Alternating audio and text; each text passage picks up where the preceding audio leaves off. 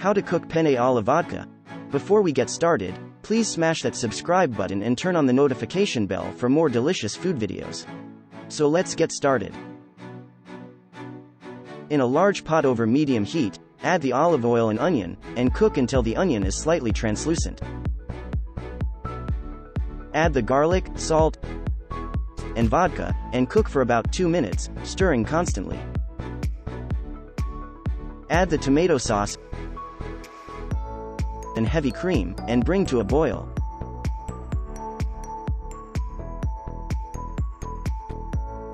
Add the cooked penne and stir until the sauce evenly coats the pasta. Serve warm with parmesan and parsley. Now you can easily make and enjoy your favorite foods to the next level with this simple recipe for penne alla vodka. And that's for today's video. See you on the next one. Thank you for watching.